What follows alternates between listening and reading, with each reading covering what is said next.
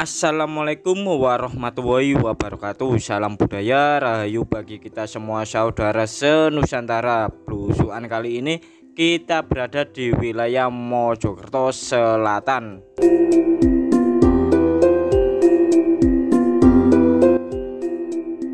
di mana di tempat ini kita mendapatkan informasi bahwa adanya seekor ular besar yang berkepala kerbau.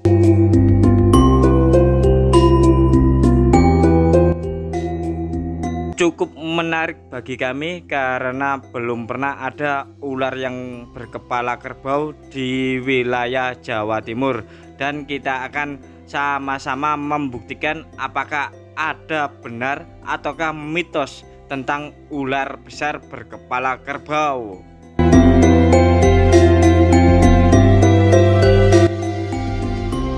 Namun dari penuturan warga serta saksi-saksi hidup yang pernah bertemu langsung ular berkepala kerbau yang ada di sini, mari kita telusuri.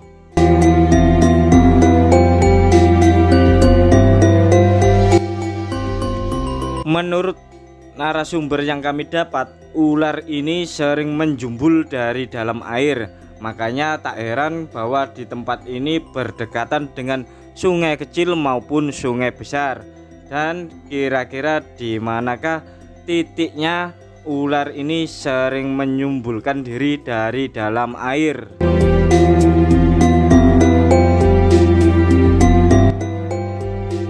Mari kita amati dan kita perhatikan pergerakan dari ular berkepala kerbau yang ada di sekitaran sini.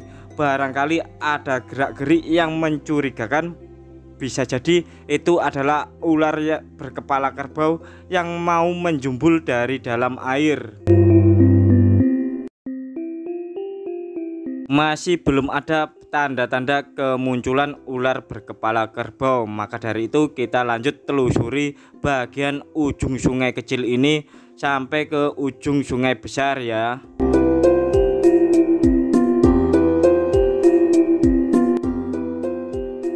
Selain keberadaan ular berkepala kerbau, ternyata di sini juga ada buaya putih yang juga sering menampakkan diri apabila sedang terjadi banjir besar.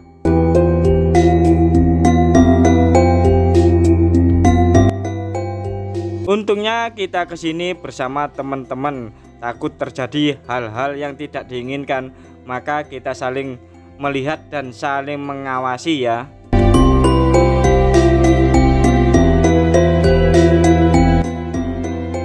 Nah, di depan mata kita ini itulah tempat yang sering muncul ular berkepala kerbau. Setelah ular tersebut naik ke atas, maka ular tersebut pergi ke rawa-rawa yang ada di sekitar sini, yang saat ini sawah tersebut menjadi sebuah sawah.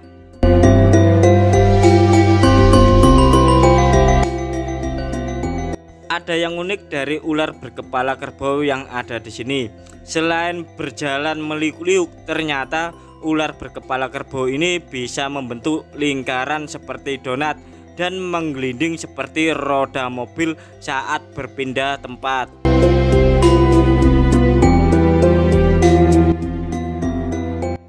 Betul-betul di luar nalar dan di luar pikiran manusia, karena ular ini bisa meroda atau membentuk lingkaran ya, yang tidak lazim seperti ular-ular pada lainnya.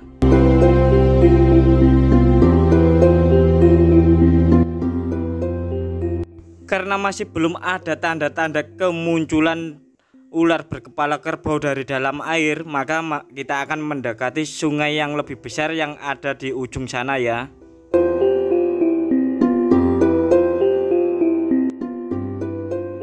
Tetap waspada dan selalu berhati-hati bila mana ada terjadi hal-hal yang tidak diinginkan, bila mana ular tersebut menjumbul dari semak-semak ataupun dari ladang tebu yang ada di sekitar sini.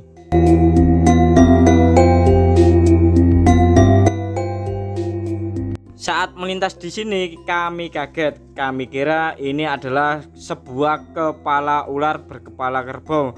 Namun setelah kami amati baik-baik dan kami teliti, ternyata ini adalah sebuah batu yang cukup besar dan bentuknya mirip kepala ular. Nah, seperti ini ya.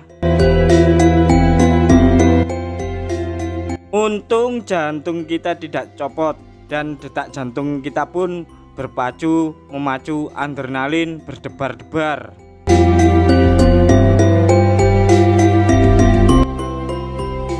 Lanjut kita mencari ular berkepala kerbau, dan di depan kita sudah tampak ladang tebu yang cukup luas. Ini sudah ada sejak zaman Belanda untuk memenuhi pabrik gula di Noyo zaman itu.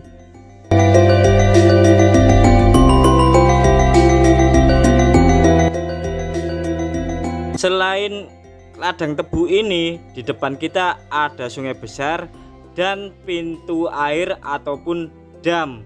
Sedangkan dam ini sudah ada dibangun sejak zaman Belanda, kurang lebih tahun 1910.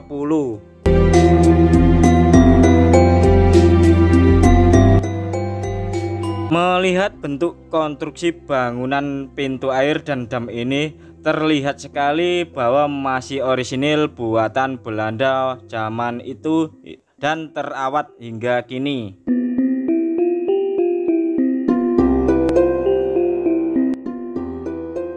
Di bawah air ini sering muncul buaya putih, pertanda bahwa akan terjadi banjir besar.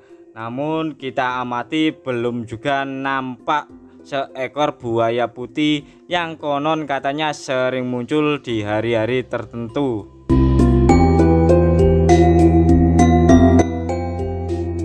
Lanjut kita mencari pergerakan ular berkepala kerbau maupun sosok buaya putih yang sering muncul dan menjumbul dari dalam air di dam atau pintu air peninggalan Belanda ini.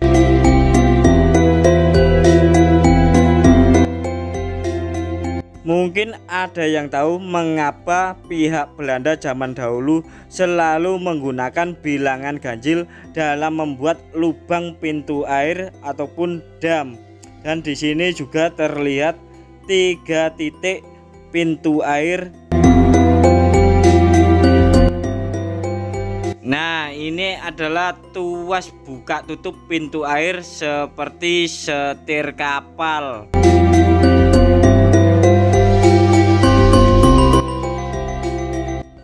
Bangunan peninggalan Belanda ini sudah berumur ratusan tahun atau sekitar 1 abad lebih, namun tetap kokoh hingga kini.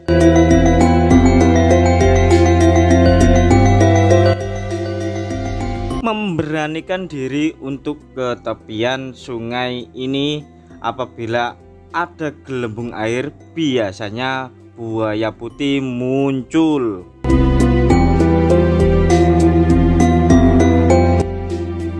Namun yang kita lihat di depan ini malah sebuah popok bayi ya, yang mengapung di pelorotan sungai ini.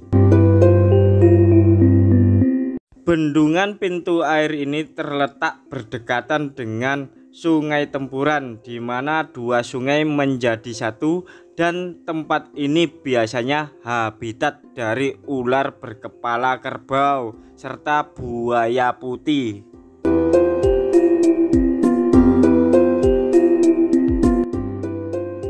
Walaupun dihuni ular berkepala kerbau serta buaya putih, namun ada seorang warga yang mencari pasir secara tradisional, sehingga tidak begitu merusak alam atau daerah aliran sungai ini.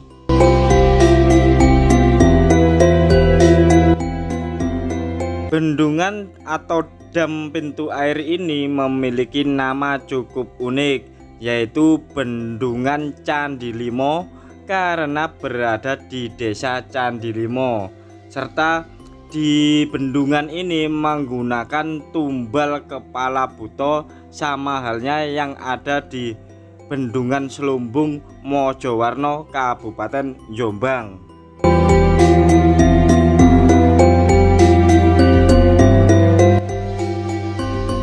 Kalau di dam Selumbung menggunakan kepala buto dari Candi Rimbi, maka di dam atau bendungan ini menggunakan kepala buto atau kepala kala dari Candi Limo era kerajaan Majapahit.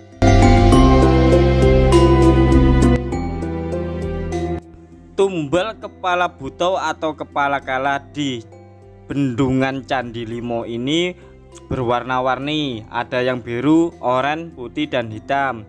Sedangkan di bendungan Selumbung Mojowarno Kabupaten Jombang cuma diwarnai 2 warna, yaitu hitam sama putih. Tumbal kepala buto atau kepala kala ini digunakan untuk tolak balak agar bendungan ini kuat diterjang banjir.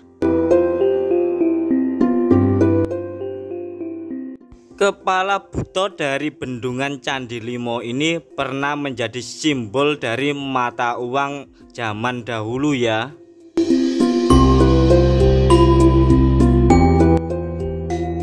Bendungan atau dam Candi Limo ini dibangun Belanda pada tahun 1910, di mana pada tahun tersebut lagi gencar-gencarnya pembangunan pabrik gula di wilayah Jawa Timur. Maka tak heran infrastruktur dari hulu dan hilir dibangun secara besar-besaran oleh pihak Belanda untuk menunjang industri pabrik gula atau gula kristal ya. Tak jauh dari bendungan ini terdapat pula pabrik gula di Noyo, namun sekarang sudah rata menjadi tanah. Cukup sekian, assalamualaikum warahmatullahi wabarakatuh.